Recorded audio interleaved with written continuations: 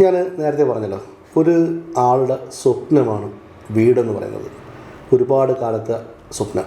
അപ്പോൾ ഒരു വീട് വയ്ക്കാൻ പ്ലാൻ ചെയ്യുമ്പോൾ നമ്മൾ എന്തൊക്കെ കാര്യങ്ങൾ ശ്രദ്ധിക്കണം?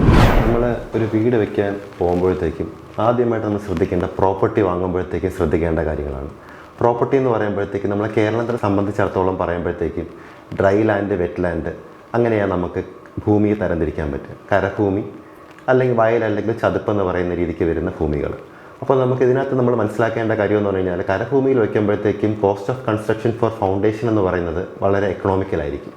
അതേസമയം നമ്മൾ വെറ്റ് ലാൻഡിലേക്ക് പോകുമ്പോഴത്തേക്കും, അതായത് വയലിലോ ചതുപ്പിലേക്കോ പോകുമ്പോഴത്തേക്കും cost of construction for foundation എന്ന് പറയുന്നത് സ്ലൈറ്റ്ലി മോർ എക്സ്പെൻസീവ് ദാൻ കരഭൂമി, അതായത് slightly more expensive than dry land ആയിരിക്കും. നമ്മൾ ഭൂമി സെലക്ട് ചെയ്യുമ്പോഴത്തേക്കും കരഭൂമി സെലക്ട് ചെയ്യുന്നത് കുറച്ചും കൂടെ ഉചിതമായിരിക്കും.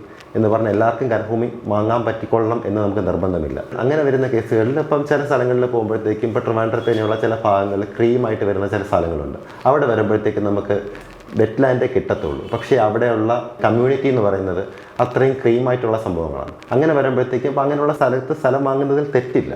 പക്ഷേ കോസ്റ്റ് ഓഫ് കൺസ്ട്രക്ഷൻ സ്ലൈറ്റ്ലി കൂടുതലായിരിക്കും എന്ന് മാത്രം മനസ്സിലാക്കി വെക്കുക. ബിൽഡിംഗ് കൺസ്ട്രക്ഷനിലേക്ക് കടക്കുമ്പോഴത്തേക്കും നമ്മൾ ശ്രദ്ധിക്കേണ്ട കാര്യം എന്ന് പറയുന്നത്, നമ്മൾ ആദ്യമായിട്ട് വേണ്ടത് നമ്മളൊരു പ്ലാൻ പ്രിപ്പയർ ചെയ്യുക എന്നുള്ളതാണ്. പ്ലാൻ പ്രിപ്പയർ ചെയ്യുന്നതിന് വേണ്ടി നമ്മൾ ആദ്യം ഒരു ആർക്കിടെക്റ്റിനെയാണ് സമീപിക്കേണ്ടത്.